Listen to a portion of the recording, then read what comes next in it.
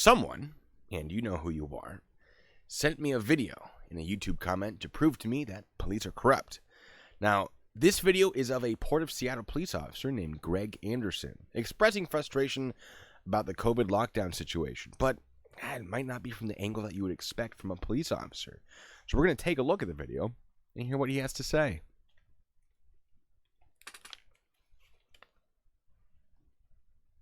And I'm hoping it's some. You know, as a police officer, I'm compelled to make this video. I've been in law enforcement for 10 years, and I'm speaking to my peers, other fellow officers, people in any kind of law enforcement position. I've seen officers nationwide enforcing tyrannical orders against the people. Whoa, tyrannical? Hold on a second. Tyrannical. Well, now my interest is piqued. And I do want to say that we're reviewing this under fair use because I am making a commentary on it. So, in case anyone decides to try to go after me for this. And I'm hoping it's a minority of officers. Good, smart. I'm not sure anymore, because every time I turn on the television, every time I look to the internet, I'm seeing people arrested or cited for going to church. Yes. So in Washington State, we have a stay-at-home order, and in many parts of the country, there are stay-at-home orders. So people have been getting arrested for going to church. That's fair. For traveling on the roadways. Okay, there's some places where where you can go is a little bit more locked down. For going surfing, opening their businesses. Okay, so during a lockdown, you can't go to the beach and you can't open your business. That's fair. I'm with him on this. Yeah, I see these things too. Going to the park with their families. Yeah, don't do that because the parks are locked down. Doing nails out of their own house. Not an essential business. Using their own house as a place of business. And having undercover agents go there and arrest them. Oh, that would be a good way to stop violation of the stay-at-home orders. What do you think about that, Greg Anderson? And charge them with what? With a crime? I don't know what crime. What do you mean you don't know what crime? You're a police officer in the state of Washington. Don't worry, I know what the crime is. We'll get into that. People are committing by doing nails in their own house. But we're seeing this more and more and more, and we need to start looking at ourselves as officers and thinking, is what I'm doing right? Well, you see, folks, there's this thing called the COVID-19 virus, and it has killed, I think by now, around 80,000 people. Over 1 million people have contracted it. It is very dangerous. Just some food for thought. Now, I want to remind you that regardless of where you stand on the coronavirus, we don't have the authority to do those things to people. Sir, you are a police officer. What do you mean you do not have the authority to enforce the law? That's interesting. Don't worry, we'll discuss that. People, just because a mayor or a governor tells you otherwise. I don't care if it's your sergeant or your chief of police. We don't get to violate people's constitutional rights. Oh. He thinks that it's a violation of constitutional rights. Okay. We're going to get into that. There we go. Because somebody in our chain of command tells us otherwise. It's not how this country works. Those are de facto arrests. You know, we're violating people's rights. Well, no. I can understand why he'd think that, but you'd think as someone who'd been a police officer for 10 years, he would know better. But I'm getting ahead of myself. And taking money from them, or even worse, arresting them and depriving them of their freedom. Yes, that's what happens when you arrest someone. This should be nothing new to someone who has been a police officer for 10 years. When they are exercising their constitutional rights. So let's talk about that. No, let's not. All right. I want to go over basically what he says. I mean, this is an 8-minute video. We're not gonna go through all of it. All right. But that's enough to sort of give you the idea of what he's saying. I'm going to break down what he said and give you a recap of what we've heard so far, and then tell you what we're not going to hear that he says. I do encourage you to watch this video. If you type in Greg Anderson anywhere on YouTube, you'll find videos like this: Special Forces veteran police officer Greg Anderson, or police officer exposes corrupt department, whistleblower gets fired, that sort of thing. A lot of people are on his side, and I don't think they should be. I'm getting ahead of myself again. So, what he said so far, he's seeing people cited for violating the governor's stay-at-home orders. That's fair. That is something that we've seen. He doesn't know what law is being violated. Okay, well, I do, and we'll get into that. A little concerning that he doesn't know what law it is when it's actually in the stay-at-home order. It's referenced in the stay-at-home order, which I assume he would have read, right? He's in Washington. It applies to him.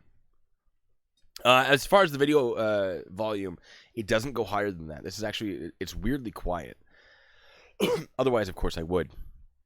It's not terribly important. I just want to let you guys know that these are actually things he's saying. He says, issuing the citations is a violation of constitutional rights. No, it is not. Probably. And that will be discussed. He doesn't think restrictions can be made to constitutional rights, and he's absolutely wrong about that. He starts saying that enforcing these rules will lead to anarchy. We didn't get to that part, but he does say that enforcing these rules will lead to anarchy because people already dislike police.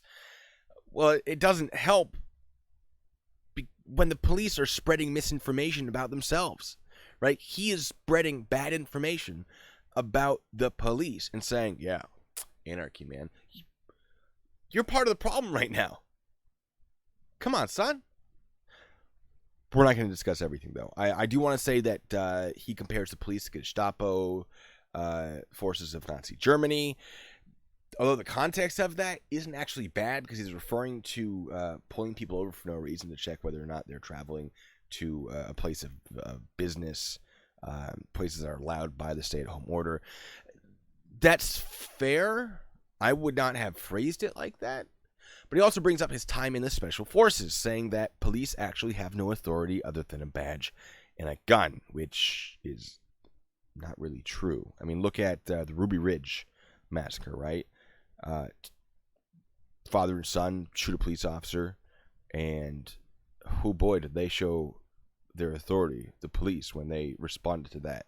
And they didn't handle it terribly well, but a few people died. And the police made it very clear, like, yeah, you can't do that. Now, did they do it with badges and guns? Yes, but it goes beyond just a badge and a gun. That's really weird for a police officer to say, like, we only have badges and guns. We have nothing else. No, you have the support of the United States government, for the most part, unless you're doing stupid things. So, it's a whole thing. John Doe asks, correct me if I'm wrong, what does being an MP have to do with civilian constitutional law? Well, I actually enforced Washington state law. So federal law took priority because I was on federal property. But under the Assimilative Crimes Act, I was able to enforce state law that wasn't covered under federal law. So I've enforced state law here in Washington state. I'm sure just the same as Greg Anderson has. And I'm very familiar with the Constitution through my own studies and my own training. So I like to think I have a pretty good handle on it, although there's always room for learning. Something that I wish Greg Anderson had taken the time to do, which would be learn more about the Constitution. He also says that his chain of command agrees with him about what he's saying, and I kind of doubt that, but I'll explain that in a bit. So let's take a look at the stay-at-home order, which I believe I have right here. Yes, I do have right here. So, proclamation by the governor, amending proclamation 20-05. So 20-05 came first, which I think was the declaration of emergency. I'm not really sure. We're going to go off this one, which is stay home, stay healthy. Whereas February 29th, 2020, I issued proclamation 20-5. Oh, yeah. That is what it is. Proclaiming a state of emergency for all countries, or counties, excuse me. throughout the state of Washington as a result of the coronavirus disease 2019 COVID-19 outbreak in the United States, confirmed person-to-person spread of COVID-19 in Washington State, and whereas as a result of the continued worldwide spread of COVID-19, its significant progression in Washington State, so on and so forth. Whereas the COVID-19 disease caused by a virus that spreads easily from person to person, which may result in serious illness or death, has been classified by the World Health Organization as a worldwide pandemic, has spread throughout Washington State, so on and so forth. Whereas there are currently at least 2,221 cases of COVID-19, it has risen significantly since this order was put out, by the way. And tragically, 110 deaths. Also, that number is higher now, of Washingtonians associated with COVID-19. And whereas models predict that many hospitals in Washington State will reach capacity or become overwhelmed with COVID-19 patients within the next several weeks. Oh, we came real close, folks. It's true. Whereas hospitalization for COVID-19 like illnesses are significantly elevated in all adults and a sharply increasing trend in COVID-19 like illness hospitalizations has been observed for the past 3 weeks. And whereas COVID-19 is progression in Washington State, so on and so forth. There are a lot of reasons. It goes in depth. Read it yourself, please. So, based on all those reasons, which is basically the COVID-19 is a problem, and we want to make sure hospitals aren't overwhelmed so they can continue treating people. He says, now therefore I, Jay Inslee, governor of the state of Washington, as a result of the above noted situation under chapter 38.08, which is his powers as a governor, 38.52, which is emergency something. Hold on, I have it right here, actually, I think. Emergency management, and 43.06, which is more stuff that he can do as a governor. He does hereby proclaim that a state of emergency continues to exist in all counties of Washington State. That proclamation 20-05 and all amendments thereto. Something. I do encourage you to read this yourself. It's long, though. I mean, that's long. We're not reading all of this. But I want to explain to you what it is before we go into it. All right? So, Washington State, which prohibition shall remain in effect until midnight on April 6th. It has been extended.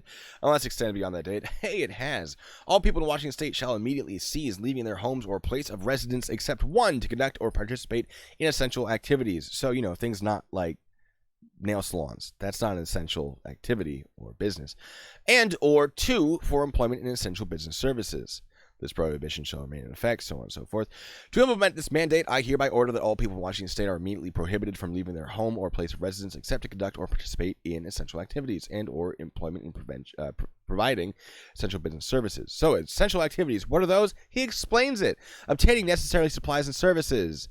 All right, engaging in activities essential for the health and safety of family. Caring for a family member, friend, or pet in another household or residence. Engaging in outdoor exercise activities such as walking, hiking, riding, or biking. Employment in essential business services. Wow, that really doesn't limit you that much at all. Then it says this prohibition shall not apply to people who are subject to domestic violence or other things that may make their home unsafe. And the prohibition shall not apply to individuals experiencing homelessness, but they are urged to obtain shelter. Makes sense. All people in Washington State shall immediately cease participating in all public and private gatherings and multi-person activities for social, spiritual, and recreational purposes, regardless of the number of people involved, except as specifically identified herein.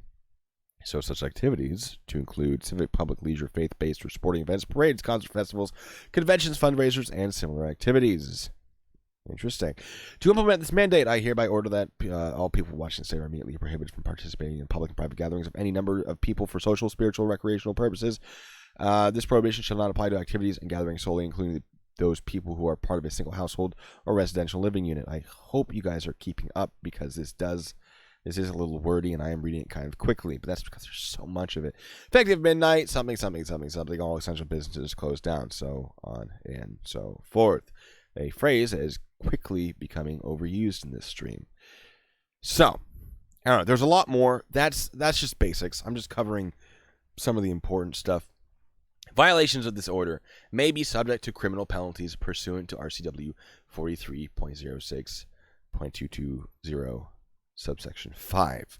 So, he's saying, I've declared a state of emergency using the power granted me by Washington State statutes, and this state of emergency, the stay-at-home order, is being enforced through RCW 43.06.220, subsection 5. So let's take a look at that RCW real quick, because this one's actually a fun one. State of emergency, powers of governor pursuant to proclamation. So, he has proclaimed a state of emergency. Now, it can be enforced through this statute. So let's read through it. The governor, after proclaiming a state of emergency and prior to terminating such, may, in the area described by the proclamation, issue an order prohibiting, any person being on the public streets or in the public parks or any other public place during the hours declared by the governor to be a period of curfew. Well, he didn't declare a period of curfew, but he did say don't gather, and that would apply to public places. Any number of persons as designated by the governor from assembling or gathering on the public streets, parks, or other open areas of the state, either public or private. Oh, so when he shut down businesses and said, don't gather, no group of people shall gather, he's allowed to do that. That's so crazy. Huh. It's almost like Greg Anderson should have known that. Huh. Weird. This one's my favorite, by the way. The manufacture, transfer, use, possession, or transportation of a Molotov cocktail or any other device, instrument, or object designed to explode or produce uncontained combustion. I did not realize Molotov cocktails were not limited outside of a state of emergency. I'm sure they are. But once this lockdown is over, I'm going to be looking into that. No, I'm not. I'm not making myself Molotov cocktails. That's absurd. All right. The transportation, possession, or using of gasoline, kerosene, or combustible, flammable, explosive, liquid, or materials in a glass or uncapped container of any kind. I'm pretty sure that's already illegal. The sale, purchase of dispensing of alcoholic beverages. Okay, bars are closed. That's fine. The sale, purchase, or dispensing of all other commodities or goods, as he or she reasonably believes, should be prohibited to help preserve and maintain life, health, property, or the public peace. Interesting. So, again, shutting down things that aren't essential. Neat. They're allowed to do that. The use of certain streets, highways, or public ways by the public. Yep, that is fair. Remember when Anderson was like, I don't know why people are not able to drive places, to travel. Well, there you go. Such other activities as he or she reasonably believes should be prohibited to help preserve and maintain life, health, property, or the public peace. Where was I? Yeah, there's some more, but I mean that pretty much covers quite a bit of what this guy was confused about, this Greg Anderson guy. And at the bottom here, it says any person willfully violating any provision of an order issued by the governor under this section is guilty of a gross misdemeanor. A gross misdemeanor is kind of a big deal. That's, I believe, if I remember correctly, up to a year in jail. Weird. Yeah. So, the question is this statute unconstitutional? Well, that's the question, all right? Because now we know that the governor is not wrong, but is this statute wrong? I actually found an article, a very fun article, about whether or not this is constitutional. If you look up, are these laws unconstitutional, the general consensus is no, they're allowed. So, this article from KUOW.org, legally speaking, can county sheriffs and others defy Washington stay-at-home orders. So, before I read through this, I do want to say, maybe Greg Anderson should have read the stay-at-home order, should have looked at the statute that enforces that stay-at-home order, maybe done a little bit of Googling. I mean, all of this took me minutes to find. It was not difficult, right? You just look up Washington State, stay-at-home orders, illegal, unconstitutional, and this pops up. So, they're talking to, the interview is Dyer, Oxley, and Bill Radke, and they're talking to former Washington State Attorney General Rob McKenna, who you'd think would know a thing or two about the law, being the former State Attorney General, right? You'd think that. So, he says, our constitutional rights to gather peacefully, I would have used peaceably because that's the way the Constitution phrases it, but that's just me, it's semantics. All right, our constitutional rights to gather and peacefully assemble can be overridden by large concerns, McKenna explains, as long as those concerns are strong enough to justify the limitations of our constitutional activity. So it comes down to what can be justified. Turns out, public health and safety, not too difficult to justify when you have a global pandemic that is killing people. Weird. All right, Franklin County robust economy. I don't care about Franklin County. That's not super important. But one of the things that our boy Greg Anderson mentioned is people are getting arrested for going to church. So I felt this was very relevant. Religious rights. Republican gubernatorial candidate Joshua Freed has sued Governor Inslee, arguing that the stay-at-home orders violate people's religious rights, preventing them from gathering for religious purposes. And I love the response that McKenna gives. And he goes, I don't think it's that strong, and here's why.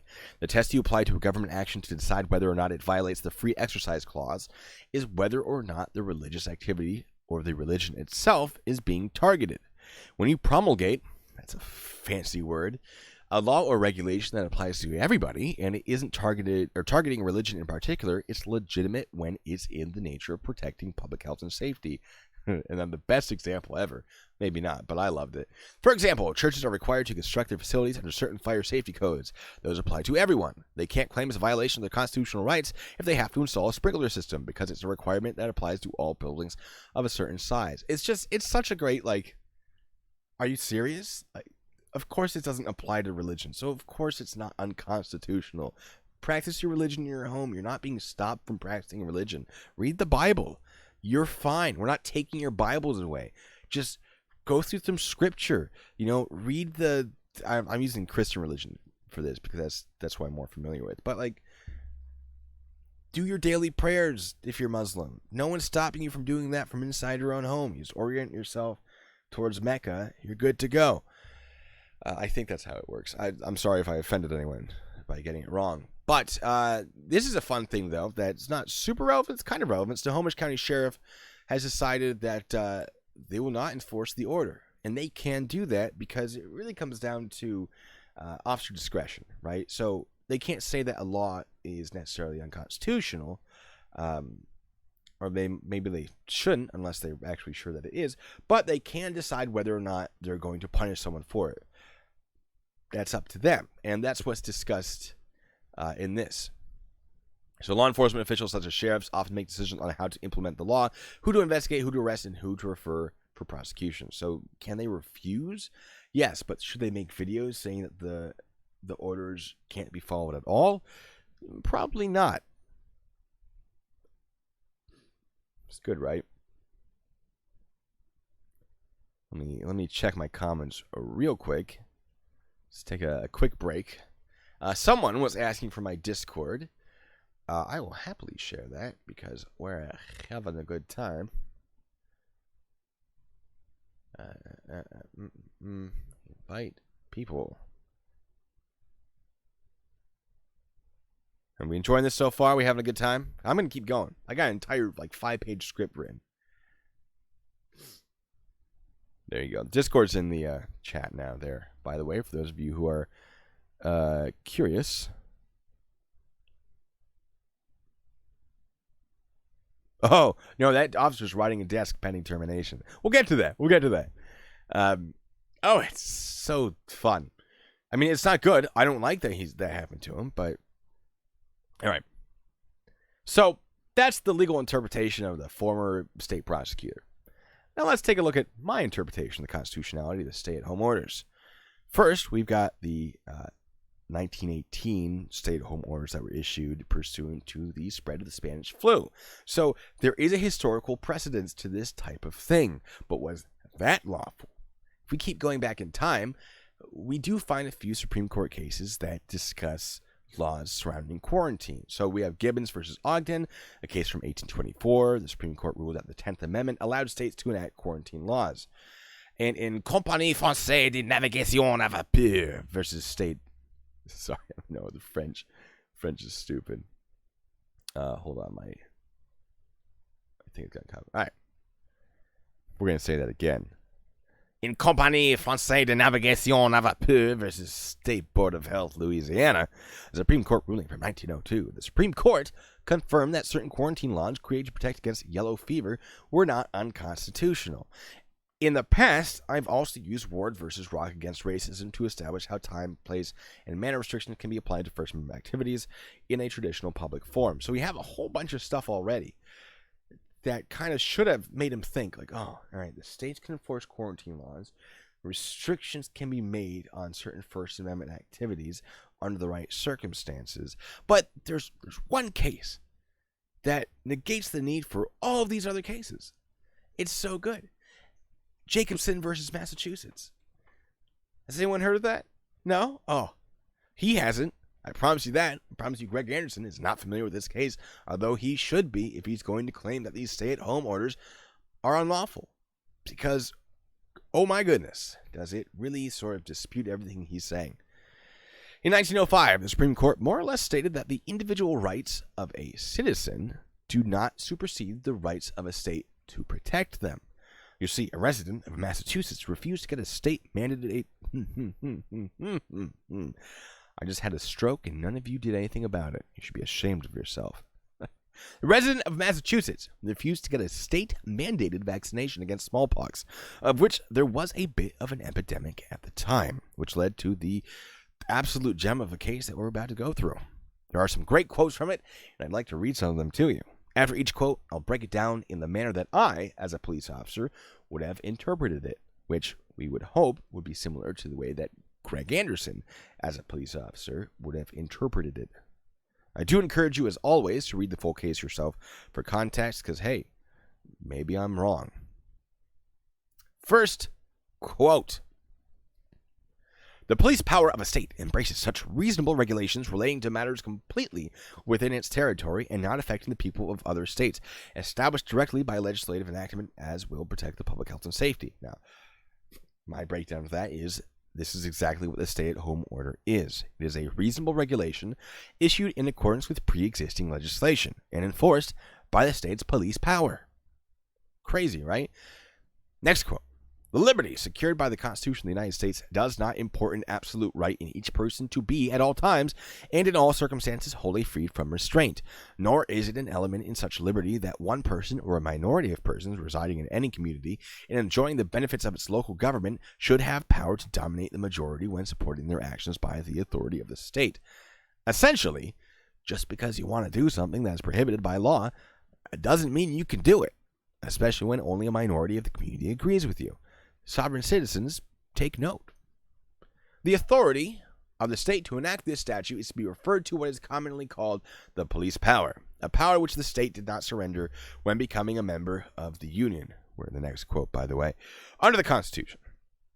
Although this court has refrained from any attempt to define the limits of that power, yet it has distinctly recognized the authority of a state to enact quarantine laws and health laws of every description. Indeed, all laws that relate to the matter completely within its territory and which do not by their necessary operation affect the people of other states. The Supreme Court, my breakdown of this, had, as of 1905, tried to define what statutes a state, or we're going to redo that.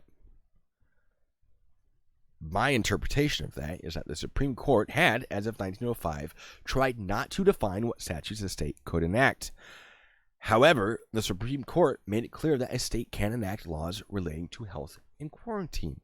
This goes directly against Greg Anderson's claims that the police do not have the authority to enforce quarantine restrictions. It goes exactly against it. Next quote. The possession and enjoyment of all rights are subject to such reasonable conditions as may be deemed by the governing authority of the country essential to the safety, health, peace, good order, and morals of the community. Well, that's very similar to something that we saw in that order that the governor issued. How very strange. Even liberty itself, the greatest of all rights. And I have to pause here because my computer's going a little wonky. Even liberty itself, the greatest of all rights, is not unrestricted. What? No. It's not unrestricted license to act according to one's own will. It is only freedom from restraint under conditions essential to the equal enjoyment of the same right by others. It is then liberty regulated by law. So for anyone who's like, you can't regulate liberty, well, the Supreme Court seems to think otherwise. My interpretation of this is that, yes, you have rights. However, they can be restricted to ensure safety, health, peace, and good order and morals. This contradicts the officer's apparent belief that the constitutional rights cannot be restricted. He really just should have read this case. He would have answered all of his questions. Next quote. The liberty secured by the 14th Amendment, this court has said, consists in part in the right of a person to live and work where he will. This comes from Algaya versus Louisiana. And yet he may be compelled by force if need be, against his will and without regard to his personal wishes or his pecuniary interests, or even his religious or political convictions, to take his place in the ranks of the army of his country and risk the chance of being shot down in its defense. I love this, by the way. It is not, therefore, true that the power of the public to guard itself against imminent danger depends in every case involving the control of one's body upon his willingness to submit to reasonable regulations established by the constituted authorities under the sanctions of the state for the purpose of protecting the public collectively against danger. You are guaranteed liberty, but when it comes to protecting your country, you can be lawfully compelled to follow laws that ensure the country's protection and the safety of its inhabitants. This quote appears to allude to the draft, which, if you're eligible, you can't exactly opt out of, unless, of course, you have bone spurs. If you can't opt out of something as potentially dangerous as being forced to engage in combat for your country, why would you be able to opt out of quarantine restrictions? Things that are a little less detrimental, potentially, to your health if you obey them. This guy claims to have been special forces in the army. He claims to have deployed to combat zones. I expect this would make sense to him with the whole draft thing, right? You'd think so, right? I really hope he sees this and goes, nah, I was wrong. It's too late now, but we'll get into that. The fact that the belief, this is the next quote, by the way, the fact that the belief is not universal is not controlling, for there is scarcely any belief that is accepted by everyone. The possibility that the belief may be wrong and that science may yet show it to be wrong is not conclusive, for the legislature has the right to pass laws which, according to the common belief of the people, are adapted to prevent the spread of contagious diseases. You don't have to agree that the virus is dangerous. The simple fact that there is evidence that it is dangerous is enough to justify the stay-at-home order. Now, maybe in the future, we'll learn, it wasn't that bad. But the fact that we think it's bad now, the legislation is valid. So says the Supreme Court. Crazy, right? Plus, the context of this quote is specifically about contagious diseases, and you can't get much more relevant to this situation than that. It's good, right? Fun. Pretty crazy. Like, how do you miss this case? I want to sort of break down all of that into a few short sentences. Your individual rights need to be weighed against other people's rights. And the people have the right to expect the state to protect them. And the state has the right to protect the people. All right? So if you're wondering, are these laws constitutional? Oh, they violate my personal rights. Cool. Well, does it holding your personal rights violate other people's rights? You gotta weigh them against each other. That's something that a lot of people don't realize. So, to recap a second time, states have the authority to implement quarantine restrictions to protect citizens of the state and can enforce them using the police. It doesn't matter if you want to follow them or not. It doesn't matter if some people claim the virus isn't dangerous, and the restrictions aren't unconstitutional simply because they exist. Now, that doesn't mean that they couldn't be unconstitutional or they couldn't be enforced in an unconstitutional way. It's just the mere fact that they have been created isn't necessarily unconstitutional based on what we've seen so far. Do I think that the order put out by Governor Inslee is unlawful or unconstitutional? No. Do I enjoy the stay-at-home order? Not really. Do I want as few people to die from the coronavirus as possible? Yes. Yes, I do. Am I willing to do what I can to prevent people from dying from the coronavirus? Of course I am. This is a minor inconvenience. I can still go get food. I can still exercise. I can't go to the gym. Okay, cool. I can't get a haircut, and I'm kind of missing that. But I'm not going to say, I'll let them die so I can get, a little fancier up there on the top of my head. No, that's absurd. That's absolutely absurd. And shame on this police officer for thinking otherwise. I don't know if you guys realize I'm very frustrated by this guy. And maybe Greg Anderson should have reviewed this case before claiming that the enforcement of the stay-at-home order was tyrannical. I'm fairly certain the Supreme Court of the United States knows more about the law than he does, and those justices certainly knew more about it than I do. I'm fairly certain they're all dead by now. But when they were alive, they had a pretty good grasp on this stuff. Now, Greg does try to use some case law in his defense, which he discussed in a second video that he made after the first one, hence the second video. He cited Marbury versus Madison, which states that legislation that contradicts the Constitution can be struck down. What he has failed to realize is that this particular legislation is likely not unconstitutional based on the case that I've just shared with all of you. And to remind you what case it is, in case you want to review it for yourself, it was Let me find it. Jacobson versus Massachusetts. All right. 1905. There's a lot of other good stuff in there that I recommend reviewing. So, maybe he should have reviewed a few more Supreme Court cases instead of relying on just one. He's not a sovereign citizen, but as someone who has looked into sovereign citizens quite a bit, it reminds me of them because they'll find something that supports their views and be like, yep, I'm allowed to do these things because of this. And well, no, there are other things that better define what you are and are not allowed to do, and they take precedence over the thing that you have, and that's basically what happened to him. He should have done more research.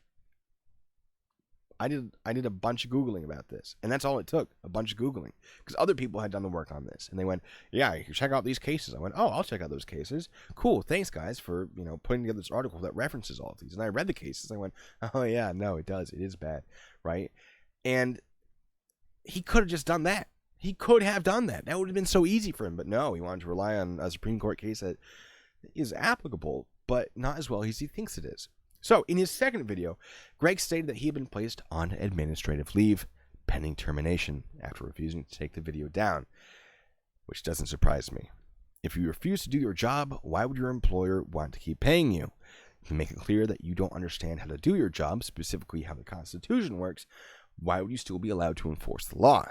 If you, as a police officer, try to incite civil unrest based on incorrect information, you're going to have a bad time. He was warned what would happen if he didn't remove the video. He was given an opportunity to remove it without repercussions, and he made a choice. He has kids, homes that he's paying off, and he stated he needs his job to pay off those homes and take care of his family, and he still made the choice to leave the video up without talking to a legal expert about his interpretation of the constitutionality of the stay-at-home orders. He's a police officer. They interact quite a bit with prosecutors and attorneys and various other legal experts. There is no excuse. Before making this video, maybe he should have checked. After making this video, and before saying, I'm not taking it down, maybe he should have checked. Because they offered him, they went, hey, bud, please take it down. And he went, nope, can't do that. I made my statement. And they went, all right, here's the deal. You're going to take it down and receive a letter of reprimand, or we're going to take this in a very different direction. And he went, I've made my choice. This is the hill that I make my stand on. And they went, okay. And they suspended him, and they're preparing the paperwork to fire him. It's kind of weird, right? Like, you have houses you're paying off. You have a family to take care of. And this is the decision you made. If I was this guy, and I did this, I'd put my family first. I'd go back on my Instagram, because he posted this on his Instagram, and I'd say, hey, guys, I know what I said, and I hope you guys have recorded it and distribute it amongst yourselves. I'm going to take it down so that I'm not considered insubordinate by my superiors and fired, because I have to take care of my family. I want you to know that I still support what I've said, but this is an order I have to follow to protect those I care about. Cool, right? Why would you not choose that? Are you insane? Maybe there's a reason. Maybe he is dual income household. I don't know. Maybe he's got a lot of money saved up and he can just find another job. I don't know. But it seems like a really, really risky choice.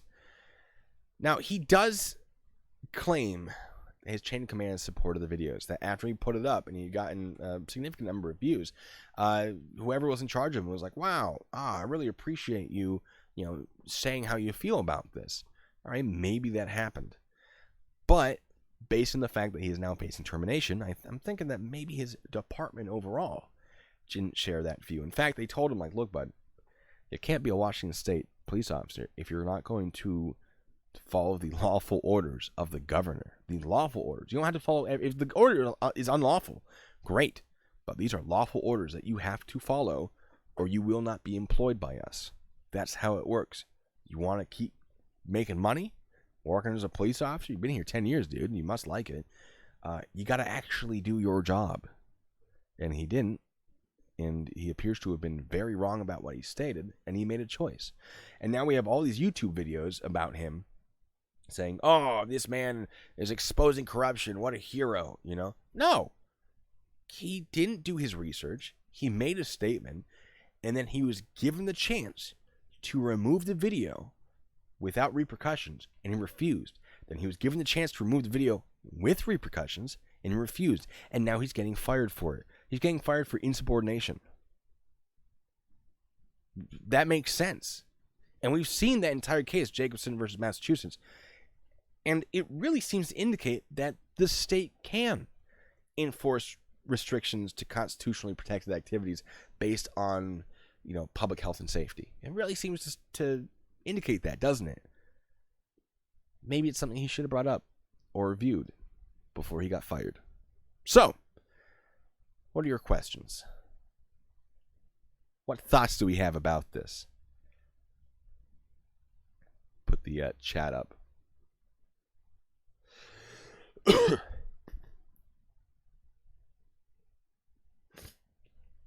Civil disobedience is always an option, and I've talked to people about that. Like, you have to be civilly disobedient. I'm like, cool, if that's what you think, go for it. But there are going to be repercussions. That's part of it. That's part of being civilly disobedient.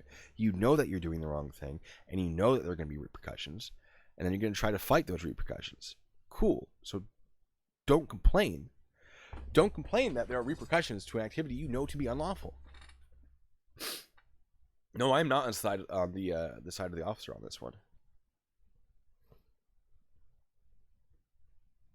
If they put him in prison for saying what he said, then would they be violating his constitutional rights? Potentially. Yes. There would be an argument there. There would certainly be an argument. And there would be counter arguments. Like, the department would never say it's because of what he said. They can say, if he was put in prison, sure. But being fired, no, they're allowed to fire him for, putting forth opinions that are contradictory to those of the department itself. It really would depend. That's a good question. I don't think he could be arrested for this. Unless, of course, it incited violence because of what he said. Let's say there was a riot and someone was arrested and they went, why did you riot? And they went, because of Greg Anderson, he told me to. At that point, maybe. Because inciting violence is not protected by the First Amendment. But I fully understand why he was fired for this. Not only because he made the department look bad. He was wrong. But because he committed an act of insubordination. It's really that simple.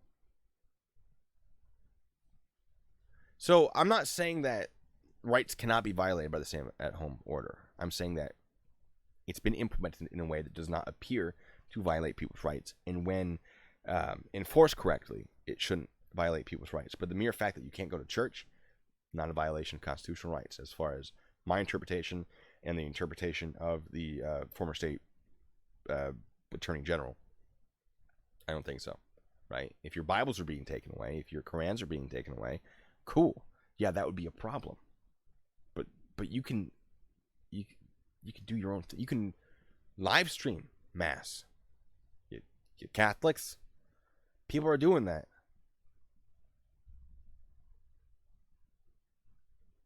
What is my opinion on how more and more people learn to hate cops every day? Even little kids flip them off now. I'm not happy about it. I think the police departments are partly to blame. I think there needs to be a lot more community policing. I think they need to go out into the community and show people that they are real people. One of the things that you see a lot is people who are against the police tend to think of them not as people, but as police officers, as if they're something completely different. Police officers are people, just like you and me. I hope you're people. And if you get to know them, you realize, oh, okay, this person has hobbies, they have interests, they cook a mean steak, I don't know. Right? Like, I have weird hobbies. Some of you saw my musical. That's a weird thing to be able to put together. But we're all people. Some of us are better people than others. Every job has people that are a problem. But I think there are a lot of issues. I think a lot of citizens don't understand the law as well as they could. They don't understand what the police can and cannot do. They don't understand how things like the Constitution work as well as they should. I think there are a lot of issues that come down to the education of the public regarding all of that. And that would be a good place to start. But it's disappointing to me because when I was a police officer, I was trying to help people. I was trying to do the right thing. I'm still trying to help people, even now that I'm not, working the road or doing investigations. If you reach out to me, I'll try to assist you. And for example, here we go with Jeremy DeWitt. APR, one of his the people that worked under him, reached out to me for help, and I helped him. I said, "Hey, here's a good way to interpret these statutes. Obviously, confirm these with people in Florida, but here's what I would recommend. It really shouldn't hurt you, right? I'm not trying to screw anyone over. I'll point out your mistakes, but if you reach out to me, if you guys know how I feel about James Freeman, some of you do. I don't really care much for James Freeman at all. But if he reached out to me and said, I want to do a First Amendment audit, and I want to make sure it's done as lawfully as possible, you bet I'm going to help that guy. All I want to do is make sure people obey the law. It doesn't matter how I feel personally about them.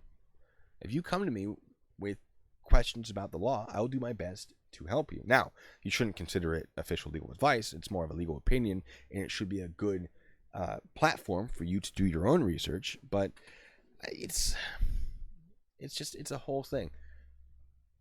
Cops, there are police officers that should be trained better. But when you have protests that are like, no, cut police funding, they're garbage. Well, no, because then they're going to be trained even less, and they're going to get worse, right? What you should be saying, I think, in protests is dedicate more money to training as opposed to removing money entirely, right? I think that makes sense, personally, and I would love to see more training. I don't think there's a single department that can't benefit from additional training. That doesn't mean that departments are bad, but why wouldn't you want more training? Right? That's absurd. The image of police officer changed once people started carrying smartphones with cameras. Well, nah. I would... Maybe. It became easier to get police officers in trouble. But there are so many cases where people are like, oh, the police did this wrong thing, and there was a body cam, and it proves entirely no, that's not the case. There's so many cases where the police are doing the right thing, but the angle of the video, or the way it's been cut so that you don't see the initial whatever happened, or social media outrage changes public opinion. There's so many videos like that where the police are actually doing the right thing, but it doesn't look great. And that's something I'm going to be discussing on this channel. I think social media is really making people dislike police, because it's really easy to say, here's a video of police doing wrong, even when they're doing it right, and people will just grab onto that. Now, currently, studies show that the majority of Americans do strongly support police, which I'm happy about. I don't think that people should blindly support police, but I think they should be understanding of what police have to deal with and what they are able to do their job. If you'll excuse me, I have to take a sip on a drink.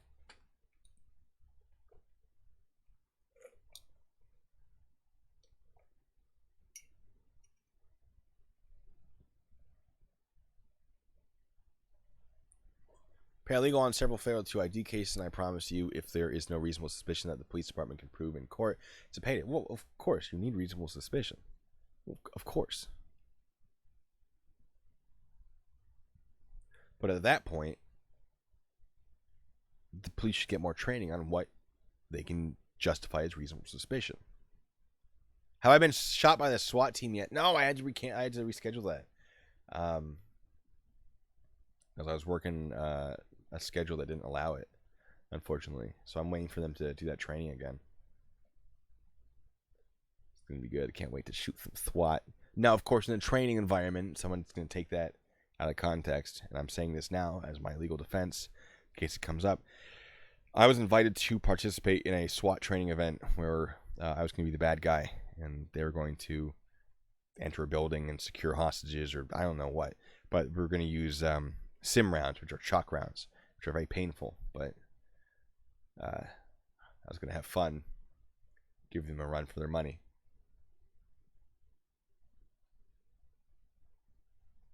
Uh-oh, John Doe says I'm a bootlicker. This is a guy who says he's been a paralegal. Okay.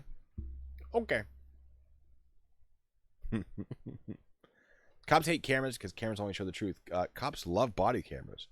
I don't think I've never met a cop that has been like, I don't want to wear a body camera. I've never met one. Not in my life that I can remember off the top of my head right now. I would have loved to have a body camera. It would have made my job much, much easier. I'm going to get shot, come to Detroit. I almost bought a house in Detroit when Amazon was like, we're thinking of moving there. Because I'm like, the gentrification will raise the value quite a bit. Right? Texas Deputy Merck. He's a deputy in Texas. He loves his cameras. Right? If I had had a body camera, so much easier. So much easier. John Masters stuff. I don't know that I have. I'm gonna write that down because I'm all for calling out misinformation. Let me see. I should do silent film. Well, I'm in the wrong era for silent films. I'd love to do silent films. If there was a silent film that was like, hey, we need people for a silent film, we're bringing it back, I'd be all over that. What was the guy? John Masters. All right, John Masters.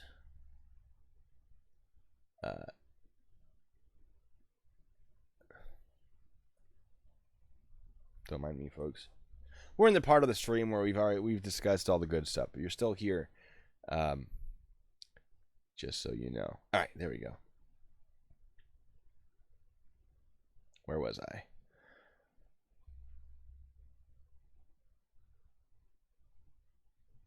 Yeah, $75,000 to fix a $100 house. I mean, you're still getting a house for $75,000. At that point, I'd probably just demolish the house entirely and build a new one. VA home loans, what's up? It's pretty nice. Yeah, speaking of that, there's a YouTuber called Angry Cops, and he's a drill sergeant or former drill sergeant. I don't know exactly the details of that.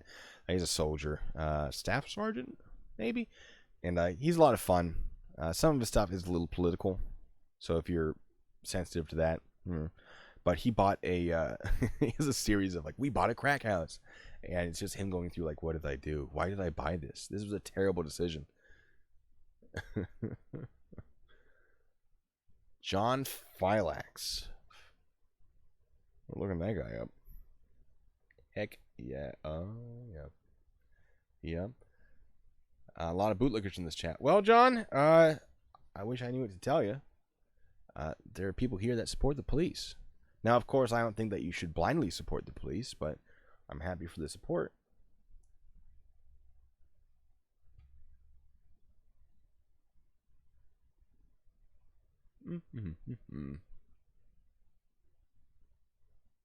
What else you guys got? What are the questions? Yeah, you know what I'm talking about. Basement Jesus. Yes.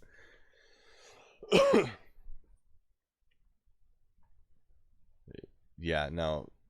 Angry Cop's talking about what he has to do for like the HVAC and stuff. I'm just like, oh, you poor guy. But that's the thing. So for those of you who complain at the police, yeah, good. You have the right to do that. Please complain about the bad police. If there's a cop who's a jerk, file a complaint. It goes on their record. And if enough people do that, there's going to be an inquiry, right? By all means. But I don't think you should say all police are bad, because a couple of them are. Every single job has bad people in it. People who are not good at their jobs. Just police deal with the public directly, and they have a lot of authority, and so when they're bad, it's kind of a bigger deal. But you know,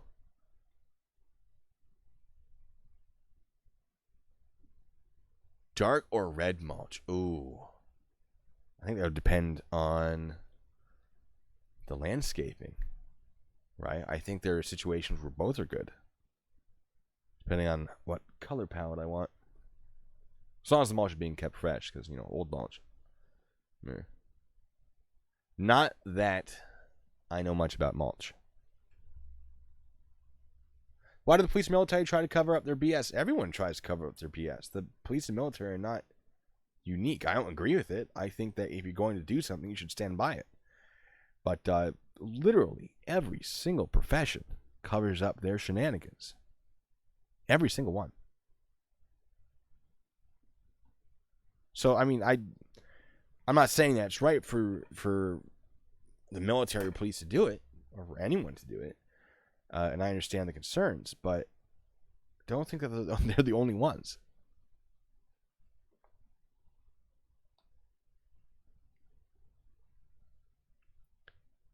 We had a neurosurgeon kill his wife that was a DR. Doesn't mean all surgeons are bad. True, yes. There are some bad surgeons. There are some serial killers who were doctors. In fact, this is an argument I like to have. About 1,000 people die in police shootings a year. Every year, maybe approximately 3 of them are found to be unjustified. 3. And you get people like cops kill people all the time. Well, turns out in all but 3 a year, they were justified. Don't pull a gun on a police officer. Something I've been saying to a lot of people in comments of a video about Jeff Winehouse. If you don't know who he is, consider yourself lucky. You don't want to go down that rabbit hole. It's frustrating. But you can. I don't know. I've had fun. Doctors, nurses, medical practitioners kill hundreds of thousands of people a year in the United States through either intentional murder or negligent homicide, right? Either they did it intentionally or they should have prevented it, or they should have conducted themselves in a manner that would not have led to the death, right? Hundreds of thousands. But they're not the bad guys, they're heroes. And I agree, they are heroes. They are heroes. Thank goodness we have doctors. We need them. But when you're going to say police are bad because they kill people, 1,000 people a year, 3 of them unjustified. Horrible, horrible people. And you have doctors and nurses and medical practitioners killing hundreds of thousands. And that doesn't even take into account the people that just die in a hospital. This is deaths that could have been and should have been prevented or were committed intentionally. This is actually a big problem. Yet we don't talk about that. Why? Because we want to hate the police. Because they're telling us that we can't do things that we want to do. And we have to justify that hate. That's my take on it. Right. 17-year-old nurse killed my grandmother 3 years ago, neglected to follow some basic protocol, says Packet there. Yeah. I mean, they're old people. It's not easy to keep them alive sometimes, but hundreds of thousands seems like a lot. I mean, God, there's this German one, I think, that was just killing people left and right. It's crazy. And don't think that I'm saying nurses, doctors, whoever are bad. Of course not. I'm saying the idea that police have a job that sometimes results in them killing people that are trying to kill the police or are a danger to society. Saying that they're bad for doing that? Something that any citizen could technically do? If your life is being threatened, you are justified, in most cases, to use lethal force to protect yourself, which is usually what police are doing. Not always. And of course, there are the incredibly aggressive and bad police officers. I will not argue that. Of course there are. But every profession has someone who's bad at that job.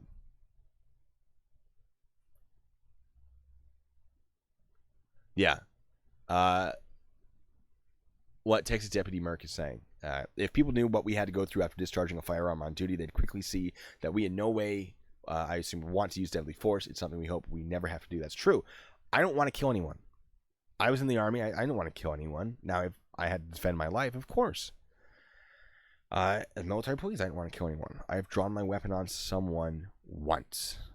And that's because they were perceived as a threat to the installation. It was 100% justified. I didn't pull the trigger, though. Of course I didn't want to do that. I tried very, very hard to calm that situation down.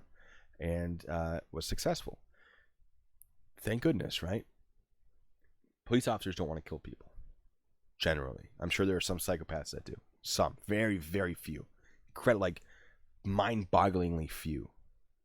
And the amount of paperwork after firing your weapon, that alone, even if you wanted to kill people, that's going to make you stop and think. No, that's true. And the difference is when cops lie and cover up people's lives get ruined. Which is why it's a really great idea to understand the law, understand how the police are supposed to work, so you can call them out. I don't want to support a bad cop ever, right? If I know that they're doing the wrong thing, like this guy, Greg Anderson, I'm going to call them out. But you need to know what they can and cannot do and what the limits of their authority are. Otherwise, you're not going to get it right. Yeah, justice system, of course, that happens as well. Alex RSVTT says, I work in a rough area. I know that 99% of people living in this area are good, hardworking people. Not everyone is a gang member, and I try to treat people as I would like to be treated. Good. Yes. Although there are some dangerous people, doesn't mean everyone's dangerous. Take precautions, of course.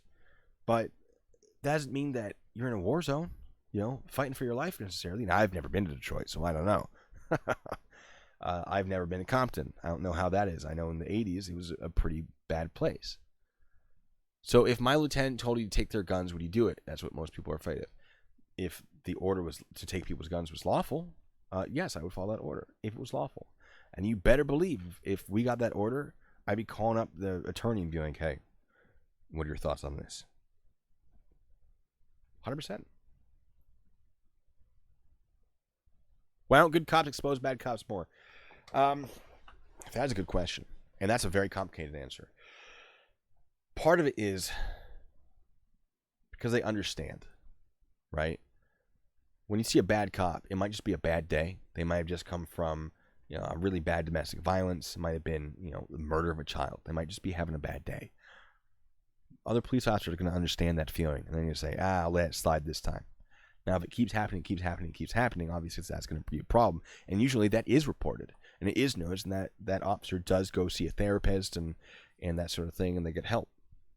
But it's easy to justify how that officer is feeling when you're also feeling that way.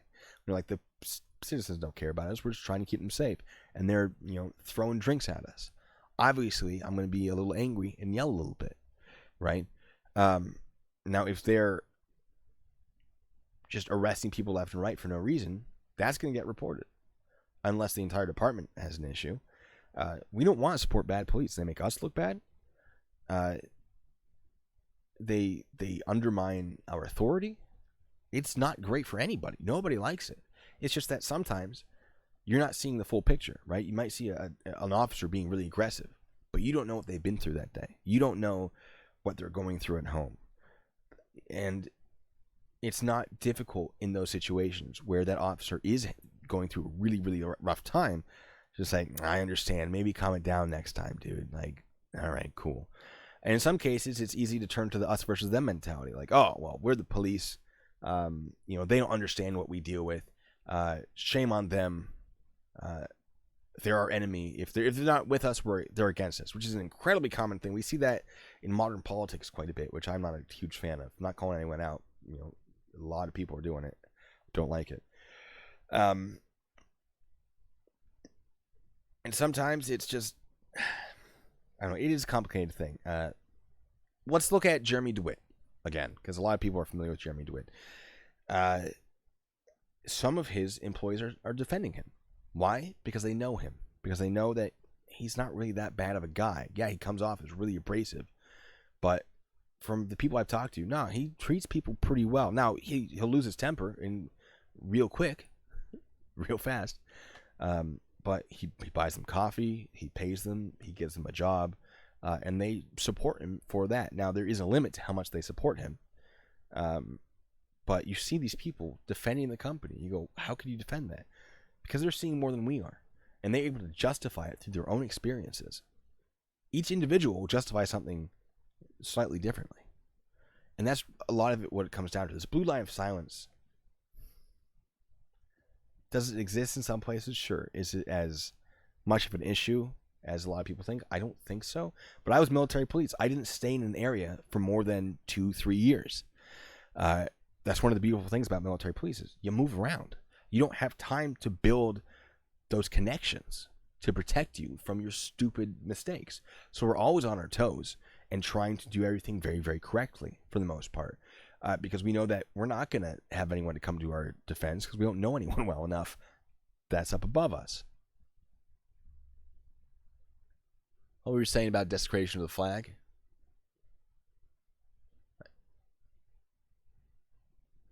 Kiwi Fruit Brown says excuses, excuses, excuses, excuses. If you don't feel you can do the job, go home and go to bed. Well, it doesn't always work that way, right? What if you're having a really busy day and you don't have the officers to deal with it? You can't just go home. I've had pneumonia. I've worked as a patrolman with pneumonia. I almost passed out a couple times on a suicidal ideations call. There was no one to take my place. We were already understaffed. I literally could not go home. I mean, I could have. I would have. 20 people would have had issues, just because like people would be getting called in, schedules would be rearranged. It would have been incredibly detrimental to the department. So I said, I'm going to suck this one up, drink a lot of fluids, and I'm going to go do this for the good of the department and the good of the citizens that I'm protecting. Now, you don't always have the option to just go home. I wish I could just sit it out and be like, I need therapy. I saw a woman blow her brains out. I'd like to sit the next couple of days out. I wish I could do that. I can't. Or I couldn't at the time. Yeah, the thin blue line flag is not desecration of the American flag. It does not consider the American flag as a separate design that is similar, but legally different.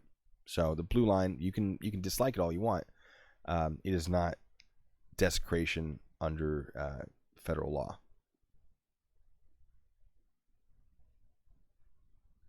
Police are not the biggest gang in the world, by the way. They don't meet the actual technical... Well, maybe they are a gang. They're not a criminal gang. They don't technically meet the definitions. I actually have a video I was planning on putting out about that.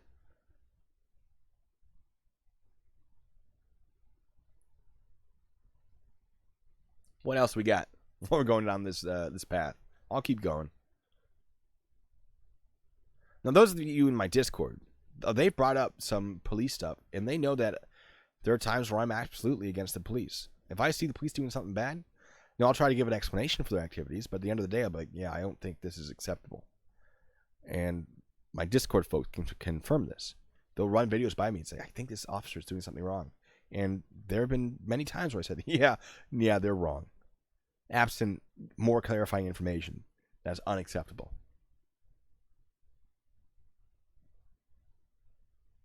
Anyone got anything else for me?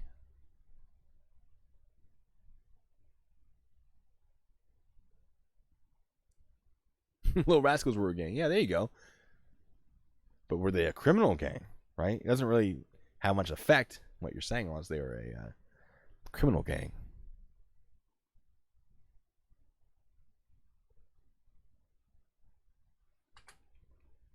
Caught for 30 years. Yes, yes we are. Yes, we are what?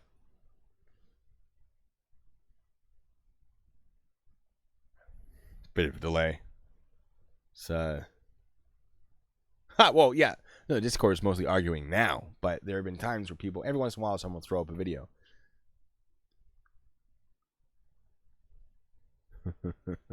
Oh, they did steal all the parts of the racer. That's true.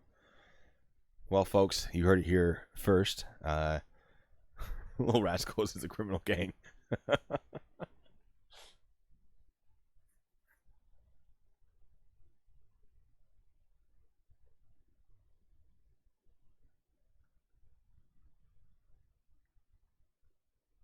Like Texas Deputy Merck is saying, we don't want bad police officers. That's absurd. I've reported police officers. 100%. We had a case of poisoning once where two females living in the barracks together, both of them MPs, got in an argument. One of them poured their eye drop medicine in the other one's orange juice and made that person very, very sick. That's poisoning. And you better believe I helped investigate that. Pretty sure we got a conviction for it, too. Yeah, some of the arguments in the Discord are just dumb. Welcome to Discord.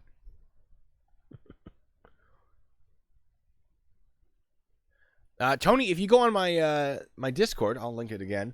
Yeah, you can pull up a discussion. We'll have a good time.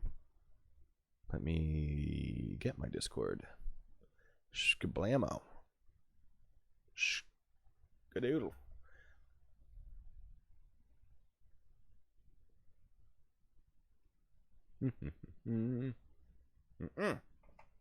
Now, I will say that 90s, there was an issue with police officers protecting each other. I haven't seen it as much now. I'm sure it still exists, But I knew a guy who was a former police officer. He's like, oh, we can't do it like we did in the 90s anymore. You can't just beat people for no reason. I was shocked. I was horrified. Like, you couldn't do that then. No one stopped us. That's why we had riots, man. Come on. I hate when people say those things. Like, you should know better than that. But today, I don't think it's as big of an issue as people think it is. There's certain areas where it absolutely is, but I think overall, no, we don't want to support the bad police officers. Anyway, I'm going to get out of here. I had fun. Hope you guys had fun. And, how did she put her eye drops in the orange juice? Well, she had like a little medicinal container, and she took the orange juice that was in the fridge, because they shared a kitchen, right? Barracks, and just poured it in. And apparently, if you ingest it through the mouth, it can make you very, very sick, whatever medication she had for her eyes. And it's whole thing. Heard from someone working in DOC, the difference between a criminal and a cop is that a criminal will come at you head on, your buddy will backstab you. Well, that is a fun opinion. I had to trust my fellow officers with my life. I can't think of a single one of them backstabbing me.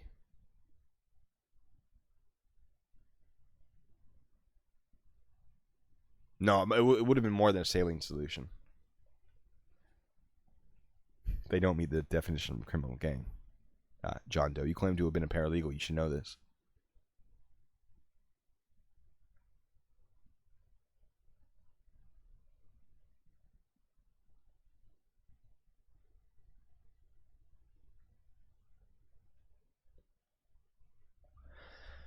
I'm going to stay on for maybe one more minute. Get your questions out now.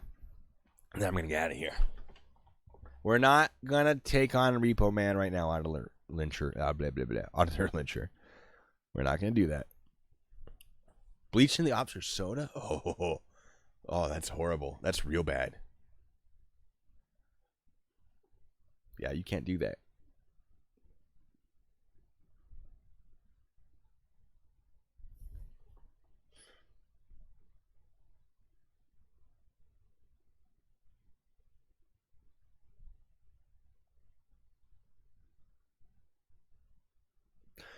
All right. I'm out of here, folks. You know how it be. It's dinner time. So, until the next time, as per usual, be good, stay safe.